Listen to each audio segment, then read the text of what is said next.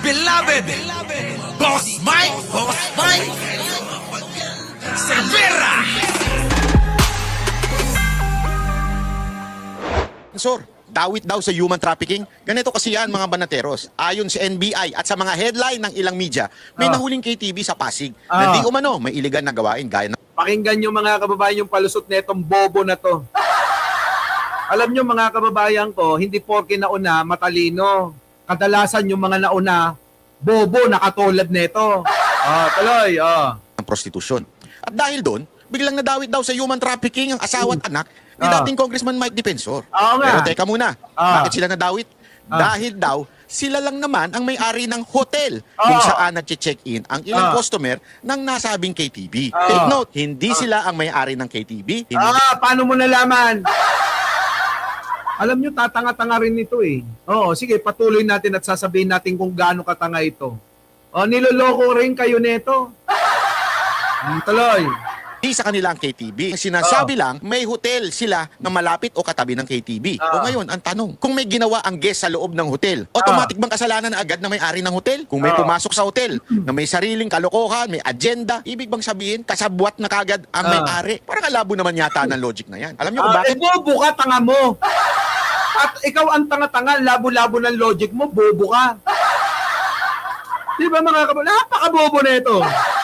Tuloy. Sa totoo lang, ang tanga-tanga. Mamaya papaliwanag ko kung bakit naging tanga yan, ha? Kasi kung susundan natin ang ganyang klaseng argumento, dapat pala kasuhan na rin ng NBI ang lahat ng hotel sa Malate, sa Burgos, Kita nyo? Makati, dahil narami ho dyan mga dinadala doon sa mga hotel katabi doon. At pati mga hotel sa buong Metro Manila. Bobo talaga, mga kababayan. Alam nyo, kaya naging mga mangmang yung mga nanonood dito, eh. Kaya ho, naging mangmang yung mga nanonood dito kasi ganito ho mga twiran, eh. Walang pagkakaiba sa mga Martinico. Ay, Diyos ko! Sige, sagutin na natin, mga kababayan. Sagutin na natin. Kasi mga kababayan, ang hotel, ay kasama sa building noong bar. Ibig sabihin, isang building lang ho yan. Ngayon mga kababayan ko, eto yan. Yung pong hotel at yung bar ay meron pong pinto na magkakonekta. Nakuha nyo? Magkakonekta. Yung bar at saka yung hotel, meron pong pintuan na konektado. Konektado ho! Bubo na ito eh. Ngayon, ganun ba yung mga hotel na binabanggit mo tulad ng mga hotel dyan sa Malate? May kanya-kanyang mga pintuan yan. Pag pumasok ka sa bar, lalabas ka, pupunta ka sa pintuan na panibago, papuntang hotel. Bubo mo talaga eh. Nakuha nyo? Ano ang kaibahan? Sige nga ho. Nasusundan nyo po ba ako? Ang kaibahan ng mga hotel na sinasabi nito, dyan po sa may Malate, pagpasok mo ng bar, lalabas ka sa pintuan uli ng bar kung gusto mong bengbangin yung babae. Dadaan ka sa pintuan kung saan ka pumasok, lalabas ka rin doon, at kung may katabing hotel doon, lalakad kayo papunta sa bagong pintuan. Papuntang pintuan na bago ng hotel kasi hindi naman sila magkasama. Walang kaugnayan. Pero eto, sabi nga ng marami, one-stop shop. Pagpasok mo ng bar, hindi ka nalalabas. Didiretso ka na sa kwarto ng hotel. Kaya paano na walang koneksyon? Diba ang tanga ng logic? Sabi ko sa inyo, mga kababayan, ang tatanga ng mga logic ng mga bayateros eh.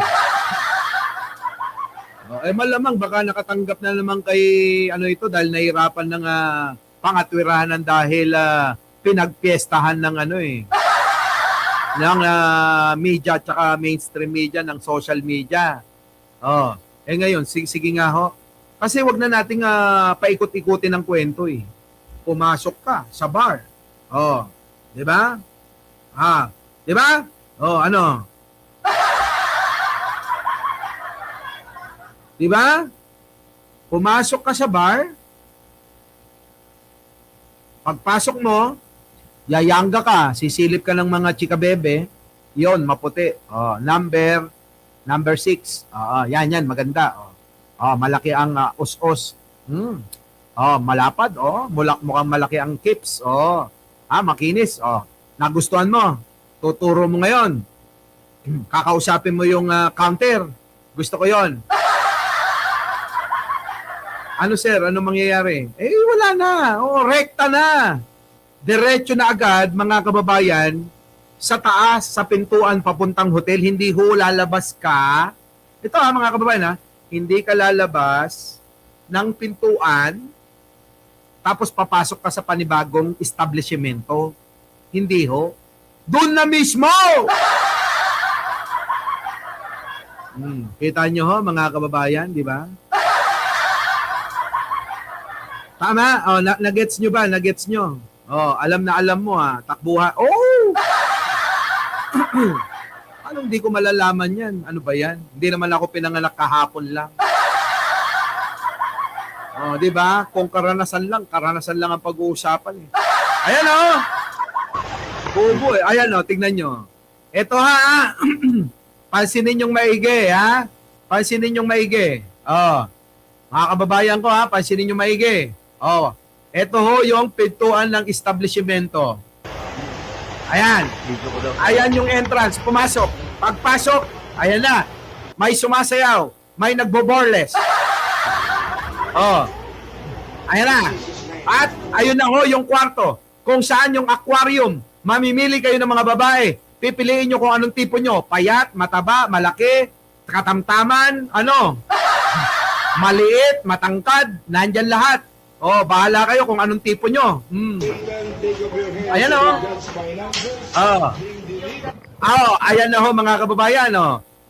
Tuloy-tuloy pa rin mga kababayan. Ito hong itaas ng bar. Ayan Naku, Diyos ko po. Tingnan nyo. May kwarto. May kwarto mga kababayan. Ayan na. Nasaan ang mga kwarto? Kasama ba ng bar? Magkasama. Hindi magkadikit. Kung hindi, meron silang koneksyon. Yung hotel na sinasabing pinapaandar ng asawa ni Defensor at anak ay konektado. Merong pintuan. Merong puwerta na pagpasok mo sa bar, didiretso ka na.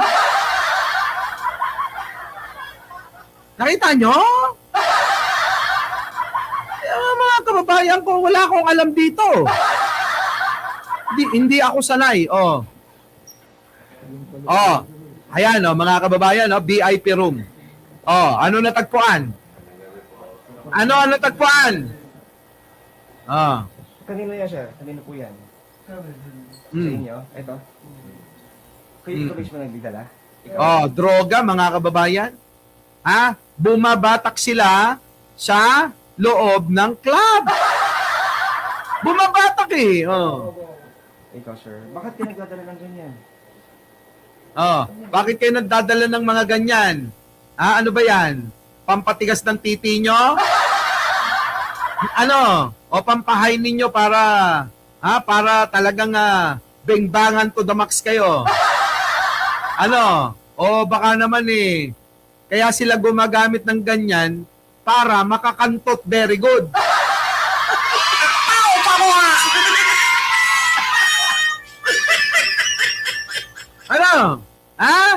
Baka naman sila gumagamit ng ganyan para makakantot very good sila. Ay! Ayan tangina mga kababayan ko, mukhang matigas na yung titi Mukhang pwede nang kumantot very good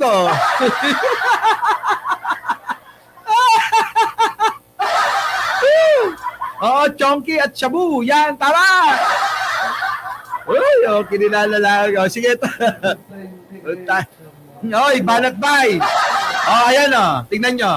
Ayan tingnan nyo. Ayan hotel na. Tatangan nyo.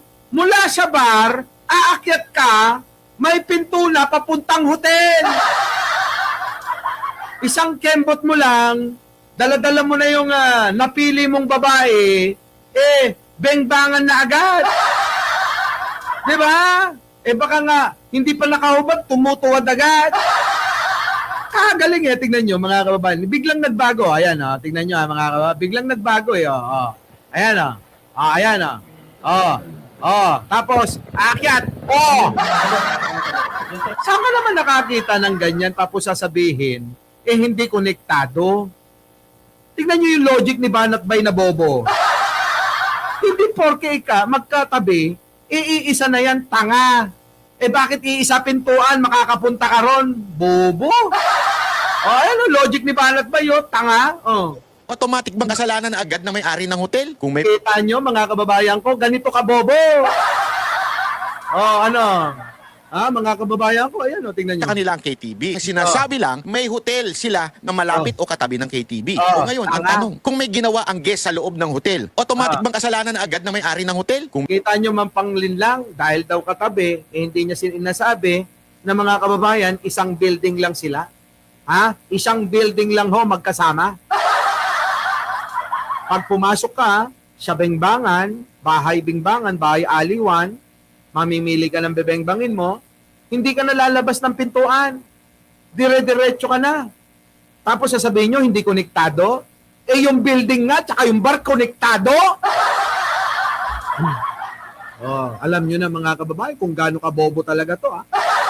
Marami ng patunay na bobo talaga to. Depende kasi yan Sabi nila, sabi sa bolang kristal, depende sa ibabayad sa kanya. Gagawan na ng kwento parang si Mangusin. Ito, magaling gumawa ng kwento para paniwalaan ng mga bobo. Si Mangusin, magaling gumawa ng kwento para makapagyabang. Pero ito, mga ang bobo. Ang tanga ng logic, ang tanga ng logic mo, Banat Bay. Huwag mo nang iligtas. Sino? Si Defensor. Ito, mga kababayan. Sana wag nating gayahin yung mga ganitong klaseng vlogger na porke kakampi, porke kadikit ng mga Duterte, gagawan natin ng mga kwento para palabasing malinis. Hindi ho ganon. Kung kayo ay para talaga sa bayan, naniniwala ko hindi ganyan ang pangangatwiran. Pero kung kayo ay para sa bayad, eto na yan, magandang example yan. Kung ano yung ginagawa ni Banat Bay. Diba? Pero mga kababayan, hindi ko naman sinasabi na magandang example ako. Pero nasisigurado ko sa sarili ko na doon lang ako lagi sa tama. Kahit sino ka pa, kahit kapatid, kahit pinsan ka pa ng aking sinusuportahan, kapag mali ka, mali ka. Diba? Kaya kahit anong paikot-ikot ni Banat Bay dito, walang mangyayari. Maliban na lang sa mga bobong mga membro ng kulto. Sabi nga ni Trillanes. Our beloved Boss Mike